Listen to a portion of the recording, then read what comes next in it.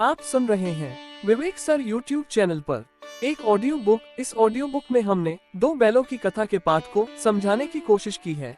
चलिए शुरू करते हैं दो बैलों की कथा की ऑडियो बुक। जानवरों में गधा सबसे ज्यादा बुद्धिहीन समझा जाता है। हम जब किसी आदमी को परले दर्जे का बेवकूफ कहना चाहते हैं तो उसे गधा कहते हैं। गधा सचमुच बेवकूफ है या उसके सौंधेपन, उसकी निरापद सहिष्णुता ने उसे ये पदवी दे दी है, इसका निश्चय नहीं किया जा सकता। गाय सांड मारती है, ब्याई हुई गाय तो अनायास ही सिंहों का रूप धारण कर लेती है। कुत्ता भी बहुत गरीब जानवर है, लेकिन कभी कभी उसे भी क्रोध आ ही जाता है, किंतु गधे को कभी क्रोध करते नहीं सुना ना देखा। जितना चाहो गरीब को मारो, चाहे जैसी खराब सड़ी हुई घास सामने डाल दो, उसके चेहरे पर कभी असंतोष की छाया भी न दिखाई देगी। वैशाख में चाहे एकाध बार कुलेल कर लेता हो, पर हमने तो उसे कभी खुश होते नहीं देखा। उसके चेहरे पर एक विषाद स्थायी रूप से छाया रहता है। सुख दुख हानि लाभ किसी भी दशा में उसे बदलते नहीं देखा। ऋषियों मुनियों के जितने गुण हैं, वे सभी उसमें पराकाष्ठा को पहुंच गए हैं, पर आदमी उसे बेवकूफ कहता है। सद्गुणों का इतना अनादर कहीं नहीं देखा।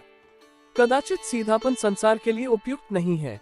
देखिए न, भारतवासियों की अफ्रीका में क्या दुर्दशा हो रही है। क्यों अमेरिका में उन्हें घुसने नहीं दिया जाता? बेचारे शराब नहीं पीते, 4 पैसे कुसमय के लिए बचाकर रखते हैं, जी तोड़कर काम करते हैं, किसी से लड़ाई झगड़ा नहीं करते, 4 बातें सुनकर गम खा जाते हैं, फिर भी बदनाम है। कहा जाता है वे जीवन के आदर्श को नीचा करते हैं। अगर वे भी ईंट का जवाब पत्थर से देना सीख जाते तो शायद सभ्य कहलाने लगते। जापान की मिसाल सामने है। एक ही विजय ने उसे संसार की सभ्य जातियों में गण्य बना दिया। लेकिन गधे का एक छोटा भाई और भी है जो उससे कम ही गधा है, और वह है बैल। जिस अर्थ में हम गधे का प्रयोग करते हैं, कुछ उसी से मिलते जुलते अर्थ में बछिया के ताव का भी प्रयोग करते हैं। कुछ लोग बैल को शायद बेवकूफों में सर्वश्रेष्ठ कहेंगे, मगर हमारा विचार ऐसा नहीं है। बैल कभी कभी मारता भी है, कभी कभी अड़ियल बैल भी देखने में आता है, और भी कई रीतियों से अपना असंतोष प्रकट कर देता है। अतएव उसका स्थान गधे से नीचा है। झूरी काछी के दोनों बैलों के नाम थे हीरा और मोती। दोनों पछाई जाति के थे, देखने में सुंदर, काम में चौकस, डील में ऊंचे। बहुत दिनों साथ रहते रहते दोनों में भाईचारा हो गया था। दोनों आमने सामने या आसपास बैठे हुए एक दूसरे से मूक भाषा में विचार विनिमय करते थे। एक दूसरे के मन की बात कैसे समझ जाता था, हम नहीं कह सकते। अवश्य ही उनमें कोई ऐसी गुप्त शक्ति थी जिससे जीवों में श्रेष्ठता का दावा करने वाला मनुष्य वंचित है। दोनों एक दूसरे को चाटकर और सूंघकर अपना प्रेम प्रकट करते। कभी कभी दोनों सींग भी मिला लिया करते थे, विग्रह के नाते से नहीं, केवल विनोद के भाव से, आत्मीयता के भाव से, जैसे दोस्तों में घनिष्ठता होते ही धूल धप्पा होने लगता है। इसके बिना दोस्ती कुछ फुसफुसी, कुछ हल्की सी रहती है, जिस पर ज्यादा विश्वास नहीं किया जा सकता।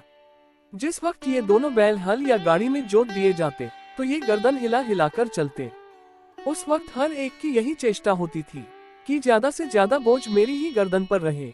दिन भर के बाद दोपहर या संध्या को दोनों खुलते तो एक दूसरे को चाट चूट कर अपनी थकान मिटा लिया करते। नांद में खली भूसा पड़ जाने के बाद दोनों साथ उठते, साथ नांद में मुंह डालते और साथ ही बैठते थे।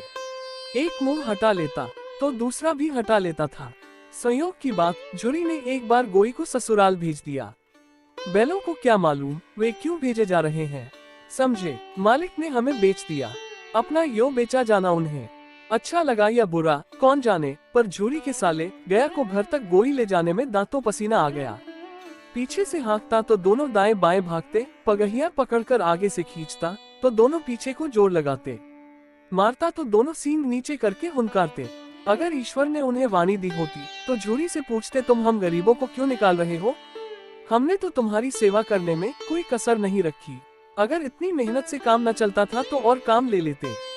हमें तो तुम्हारी चाकरी में मर जाना कबूल था। हमने कभी दाने चारे की शिकायत नहीं की। तुमने जो कुछ खिलाना वो सिर झुकाकर खा लिया, फिर तुमने हमें इस जालिम के हाथ क्यों बेच दिया? संध्या समय दोनों बैल अपने नए स्थान पर पहुँचे। दिन भर के भूखे थे, लेकिन जब नांद में लगाए गए तो एक ने भी उसमें मुंह न डाला। दिल भारी हो रहा था। जिसे उन्होंने अपना घर समझ रखा था वो आज उनसे छूट गया था। यह नया घर, नया गांव, नए आदमी उन्हें बेगानों से लगते थे। दोनों ने अपनी मूक भाषा में सलाह की, एक दूसरे को कनखियों से देखा और लेट गए। जब गांव में सोता पड़ गया तो दोनों ने जोर मारकर पगहे तोड़ डाले और घर की तरफ चले। पगहे बहुत मजबूत थे, अनुमान न हो सकता था कि कोई बैल उन्हें तोड़ सकेगा, पर इन दोनों में इस समय दूनी शक्ति आ गई थी। एक एक झटके में रस्सियां टूट गई। जूरी प्रातः काल सोकर उठा तो देखा कि दोनों बैल चरनी पर खड़े हैं। दोनों की गर्दनों में आधा आधा गराव लटक रहा है, घुटने तक पांव कीचड़ से भरे हैं और दोनों की आंख में विद्रोह में स्नेह झलक रहा है। जूरी बैलों को देखकर स्नेह से गदगद हो गया, दौड़कर उन्हें गले लगा लिया। प्रेमालिंगन और चुंबन का वो दृश्य बड़ा ही मनोहर था। घर और गांव के लड़के जमा हो गए और तालियां बजाकर उनका स्वागत करने लगे। गांव के इतिहास में ये घटना अभूतपूर्व न होने पर भी महत्वपूर्ण थी। बाल सभा ने निश्चय किया, दोनों पशु वीरों को अभिनंदन पत्र देना चाहिए। कोई अपने घर से रोटियां लाया, कोई गुड़, कोई चोकर, कोई भूसी। एक बालक ने कहा, ऐसे बैल किसी के पास न होंगे। दूसरे ने समर्थन किया, इतनी दूर से दोनों अकेले चले आए। तीसरा बोला, बैल नहीं है, वे उस जन्म के आदमी हैं। इसका प्रतिवाद करने का किसी को साहस न हुआ। जूरी की स्त्री ने बैलों को द्वार पर देखा तो जल उठी, बोली, कैसे नमकहराम बैल हैं कि एक दिन वहाँ काम न किया, भाग खड़े हुए। जूरी अपने बैलों पर यह आक्षेप न सुन सका। नमकहराम क्यों है?